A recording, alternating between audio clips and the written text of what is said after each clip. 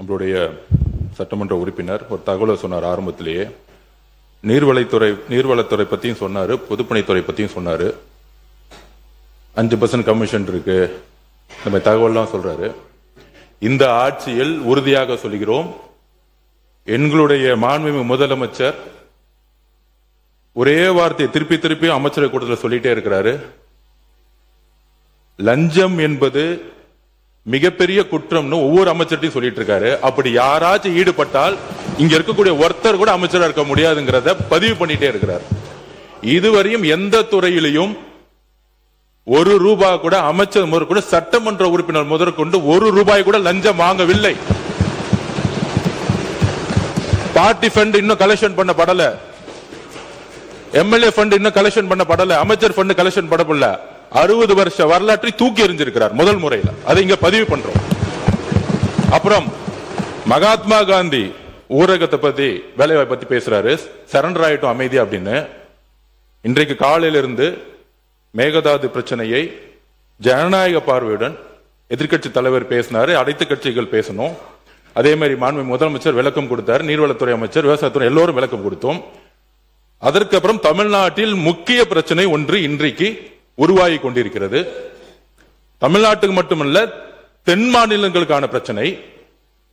அதற்காக தான் நாளைக்கு மாண்புமிகு முதலமைச்சர் அனைத்து கட்சி எம்பிக்கள் கூட்டத்தை டீலிமிட்டேஷனுக்கு கூட்டியிருக்கார். எதிர்கட்சி தலைவரை பார்த்து ஒரு கேள்வி கேட்கிறோம். நாளைக்கு இந்த தென் மாநில பிரச்சனை, தமிழ்நாட்டுடைய பிரச்சனை, டீலிமிட்டேஷன் பத்தியுடைய பாராளுமன்ற உறுப்பினர், திமுகவுடைய பாராளுமன்ற உறுப்பினர் கலந்து கொள்ள போறாங்களா இல்லையா? Number 1 question. நான் கேட்டு முடிச்சிடுறேன். கேட்டு முடிச்சிடுறேன். கொஞ்சம் கேட்டு முடிச்சிடுறேன். அதுக்கப்புறம் எதிர்க்கட்சி தலைவர்கள் பேசட்டும். ஒன்னும் பிரச்சனை இல்ல. நான் பேசி முடிச்சிடுறேன். என்னுடைய கருத்துக்களை சொல்ல விடுங்க. ஜனநாயக பூர்வமா என்னுடைய கருத்துக்கள் சொல்லணுங்கிறது மாண்புமிகு எதிர்க்கட்சி தலைவர்கிட்ட கேட்டுக்கிறோம். மாண்புமிகு முதலமைச்சர் அவர்கள் தமிழ்நாட்டில் பாராளுமன்ற உறுப்பினர்களுடைய ப்ரொபோர்ஷனேட் காப்பாற்றப்படணும், தென் மாநிலங்கள் காப்பாற்றப்படணும் ஒரே குறிக்கோளுடன் பாராளுமன்ற கூப்பிட்டிருக்கார். அதுல ஒரு டெல்லியிலிருந்து வந்த தகவல் என்னன்னா, இது ஒரு தகவல், இதை எதிர்க்கட்சி தலைவர் சொல்லட்டும். வரக்கூடிய நாங்க பேசிடுறோம். என்ன ஒரு தகவல், என்ன ஒரு தகவல்னா, வரக்கூடிய நாடாளுமன்ற சிறப்பு கூட்டத்தில் திமுக இந்த பில்லுக்கு சப்போர்ட் பண்ண போது இல்ல வெளிநடப்பு பண்ண போது அப்படின்னு ஒரு தகவல் ஒன்றிய அரசோட சேர்ந்து பண்ண போறாங்கன்னு ஒரு தகவல் வருது. அதுக்கு எதிர்க்கட்சி தலைவர் திமுக ஆட்சியில் இருக்கும் பொழுது என்ன நிலைப்பாடு எடுத்தாங்களோ, தமிழக வாழ்முறைக்காக நடவடிக்கை எடுக்க போறாங்களா, எதிர்க்கட்சி தலைவர் சொல்லட்டும். மாண்புமிகு பொதுப்பணித்துறை அமைச்சர் அவர்கள், நீங்க நாளை மாண்புமிகு முதலமைச்சர் அவர்கள் நாளை டீலிமிட்டேஷன் பற்றி விவாதிப்பதற்கு அனைத்து கட்சி நாடாளுமன்ற உறுப்பினர்களை அழைத்திருக்க என்று தகவல் நான் தெரிவிக்கிறேன்.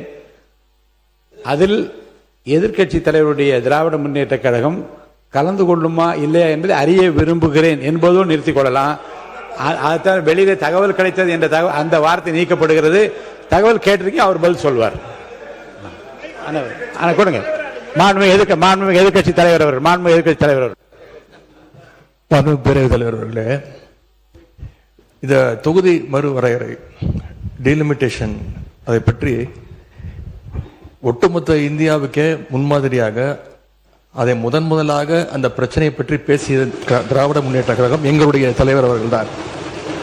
சென்ற ஆண்டு கிட்டத்தட்ட 5 முதலமைச்சர்கள், தென் தமிழகத்தில் இருக்கக்கூடிய அனைத்து முதலமைச்சர்களையும் சென்னைக்கு வர வைத்து ஒரு மிகப்பெரிய ஒரு ஆலோசனை கூட்டத்தை நடத்தி இந்த டீலிமிட்டேஷனுக்கு எதிர்த்து முதலாக இந்தியாவிலே குரல் கொடுத்த தலைவர் எங்களுடைய தலைவர். நீங்க நாளைக்கு நம்முடைய முதலமைச்சர் அவர்கள் இந்த அரசு அனைத்து நாடாளுமன்ற உறுப்பினரையும் கூட்டிருக்கிறீங்க. இதற்கான சரியான முடிவை எங்களுடைய தலைவர் ஆலோசனை செய்து அந்த முடிவை அவர் எடுப்பார். இப்ப நம்ம பேசிட்டு இருக்கிறது நிதி நிலைமை, வேளாண்மை பட்ஜெட்டை பற்றியது. அதற்கு எங்களுடைய உறுப்பினர்கள் கேள்வி கேட்டுக் கொண்டிருக்கிறார்கள். அதற்கு முடிந்தால் நீங்கள் பதில் சொல்லுங்கள். மாண்புமிகு உறுப்பினர்